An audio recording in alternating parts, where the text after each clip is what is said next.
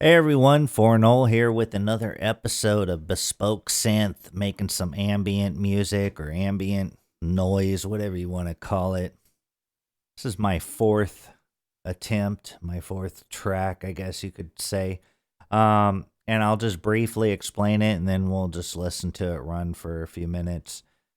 I've started using these accumulators and also the curve looper to make it so I can start the song off and it won't play these certain sequences until this accumulator, the value slowly rises. And when it hits a threshold, it'll turn this on and start playing these notes. And then it'll play for the rest of the time unless I, turn it off. This is sort of similar to the other one. The other video I made, this synthesizer, it's just a 2 oscillator. I removed the noise because I didn't need the noise for this, the white noise generator. And then that's going to a multi-tap delay, got some EQ on it, and then into the ambient reverb. Over here we have a sample I'm playing, and this plays for a pretty long time before it loops. It's a recording I made with the Tascam digital recorder, stereo recorder. It's got the built-in stereo mics. And one day I heard this crazy sound outside. Sounded like a spaceship was taking off. And that's not a normal sound for where I live. And it was very overcast and just weird. And it was going on for a while. Long enough for me to go, I'm going to go record that. That sounds crazy. And so I did. I went outside and recorded it. And so there's a loop of that. I'm playing that. And that's kind of underneath the other sounds. I'm also automating some of the frequencies here with LFOs. That goes into the ambient reverb. Then this also has an accumulator, so it takes a while before it hits the threshold and then triggers this on. And then this has 3 notes. 2 of them are being modulated. The timing offset, it's called, by an LFO. So they kind of swing back and forth just to give it a bit more of a random sound when this triggers. Also, it only has a 54% chance of triggering the note. It's just a sampler down here. And the sample is something I recorded a long time ago. I used to know a didgeridoo player. And so I brought my recording gear and recorded a bunch of different samples of that. And this is one of those samples from that session. I'm triggering it here. Although you can kind of tell what it is. It sounds cool.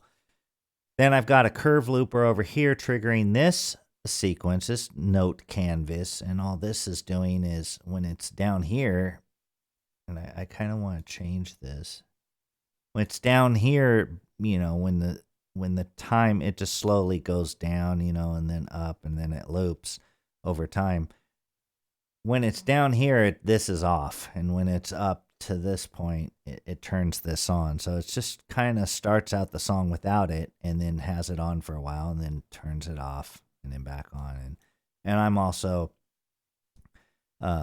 running this through the note chance, so there's a percentage chance that it'll come on and off, and I'm actually modulating that, so it goes from one number to the other slowly back and forth. That's triggering the TAL Electro 7 or Electro. I really like this. Is a nice VST analog synth plugin that goes to a delay and then to the ambient reverb. Through the EQ, through the compressor, to the loudness, the loud max, it's just like a maximizer, to a wave recorder, and then out.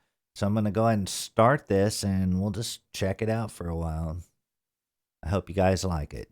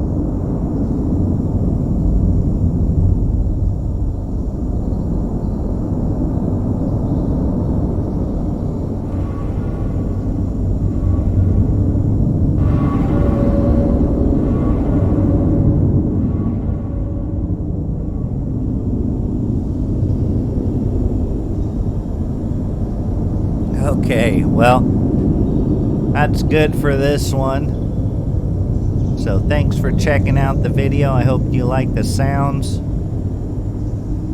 We'll see you next time.